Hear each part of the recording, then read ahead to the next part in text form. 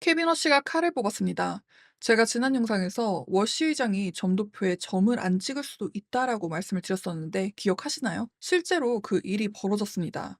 연준 역사상 의장이 자기 금리 전망을 안 낸 경우는 케비너 씨가 처음입니다. 워시 의장은 물가 안정이 핵심이라고만 말했습니다. 그 한마디에 나스닥이 1.35%가 빠졌고요. 2년물 금리는 0.13% 뛰었습니다. 위원 절반이 올해 금리 인상을 보고 있습니다. 예상했던 동결이지만 시장은 빠진 겁니다. 나나의 시선에서 놓치면 안 될 데이터를 확인하세요. 우선 FOMC 결과부터 살펴보겠습니다. 미리 말씀드렸던 금리 동결, 워시의 점도표 미제출. 여기까지는 예상대로의 모습이었는데요. 그런데 점도표에서 유심히 볼 부분이 하나 더 생겼죠. 18명의 위원 중 9명이 올해 안에 최소 한 차례 인상을 예상한다는 겁니다. 이 중 6명은 두 차례 이상 올릴 수도 있다고 봤는데요. 나머지 9명은 동결이나 인하를 전망했습니다. 반반으로 갈린 건데 문제는 방향인 거죠. 올해 말 기준금리 전망 중간값은 3.8%입니다. 확 올라온 거예요. 인상 쪽으로 무게가 실린 겁니다. 이거 하나만 기억하세요.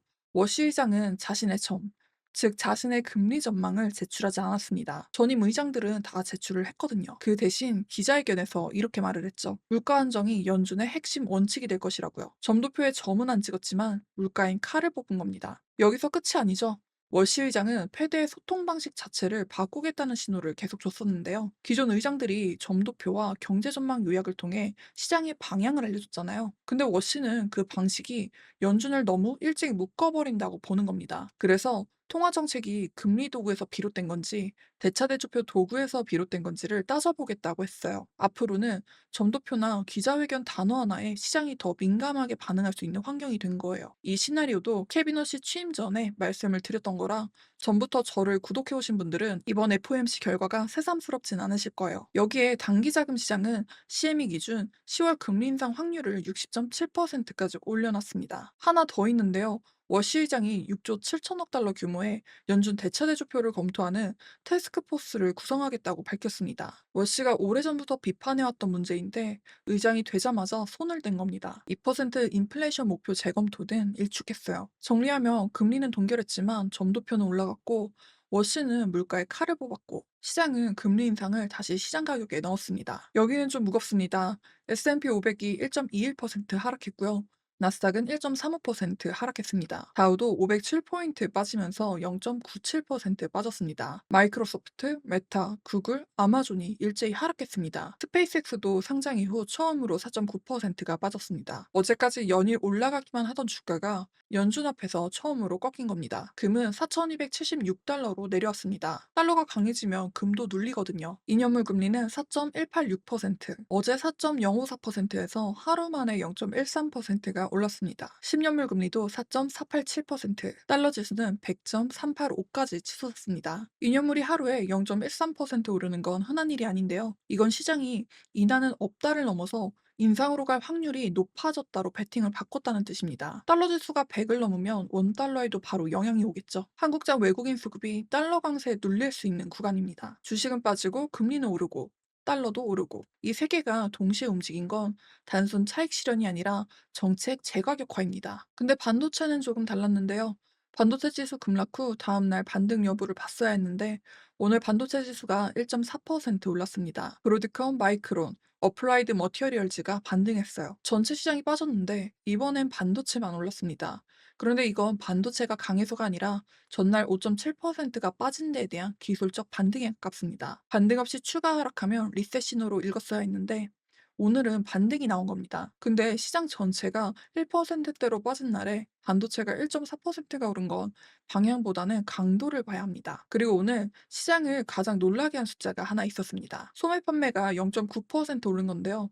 시장 예상은 0.6%였는데 거의 1%에 가까운 서프라이즈입니다. 4개월 연속 증가했죠. 전년 대비로는 6.9%가 상승했습니다. 자동차, 휘발유, 온라인 지출이 여기에 기여를 했는데요. 핵심 소매 판매도 0.7%가 올랐으니까 일회성이 아니라 소비 전반이 강해졌다는 겁니다. 어제 영상에서 일본 노무라 홀딩스의 코멘트를 짚어드렸잖아요. 유가가 빠지면 소비자 지갑이 두둑해지고 그게 소비를 자극해서 인플레를 다시 키울 수도 있다고요. 정확히 맞아떨어졌습니다. 소비가 강하면 좋은 거 아니냐고요? 경기에는 좋습니다.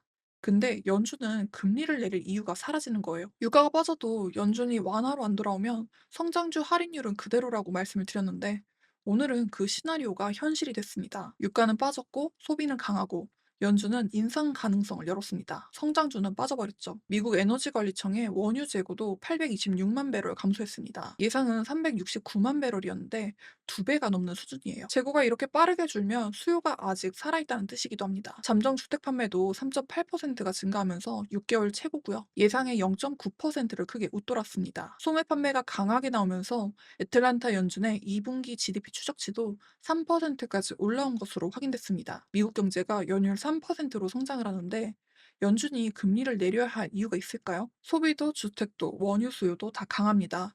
연준이 금리를 낼 이유가 어디에도 없는 거예요. 물론 소비가 강하면 기업 실적도 버틸 수가 있고 실적이 버티면 주가도 받쳐줄 수는 있습니다.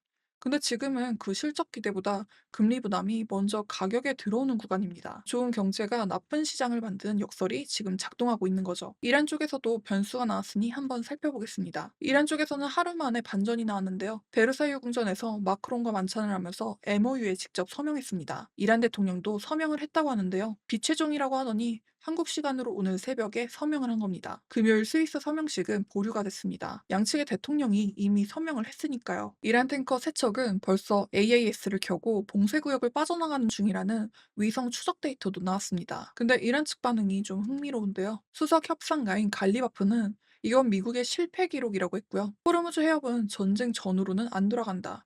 60일 후에는 통행료를 받겠다고 했습니다. 서명은 됐지만 60일 뒤에 다시 싸울 수 있는 구조입니다. 실제로 서로에게 맞대응하는 발언을 계속 하고 있기도 하고요. 이거는 좀 더 지켜볼 필요가 있겠습니다. 유가는 WTI 기준 75달러까지 밀렸습니다. 국제에너지기구는 호르무즈 정상화 시 2027년에는 하루 500만 배럴 이상의 공급 과잉이 올 수 있다고 경고하면서 유가가 더 오르기 어려워진 겁니다. G7에서는 중국 의존도를 낮추기 위한 핵심 광물 동맹이 추진됐습니다. 2030년까지 단일 공급자 의존도를 60% 미만으로 낮추겠다는 게 목표입니다. 딥시크, CMCMT 등 100개 이상의 중국 기업의 블랙리스트 등재가 보류되고 있다는 얘기도 들리는데요. 트럼프는 USMCA 무역 협정에 대해서도 이 협정 없이도 미국이 더 잘할 수 있다고 했습니다. USMCA는 미국, 멕시코, 캐나다 간의 무역 협정인데요.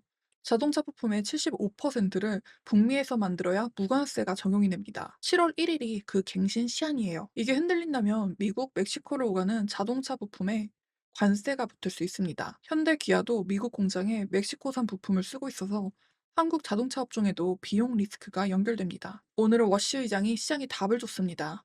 동결을 했지만 금리 인상 가능성이 가격에 들어가기 시작했습니다. 어제 리스크가 에너지에서 금리를 옮겨갔다라고 말씀을 드렸고 오늘은 그 금리가 실체를 보인 하루입니다. 이거 하나만 기억하세요. 유가 하락이 만들고 남은 물가 숨통을 연준은 성장주에 쓰는 게 아니라 긴축 여유로 쓰기 시작했습니다. 내일 연준 충격이 소화된 뒤에도 반도체 지수가 버티는지 그게 진짜 테스트입니다. 오늘의 시장 해석은 여기까지고요. 내일 영상에서는 워시 충격 이후의 시장 분위기를 확인해 보도록 하겠습니다. 구독과 알람 켜두시면 시장 흐름을 빠르게 확인하실 수 있습니다. 시청해주셔서 감사합니다.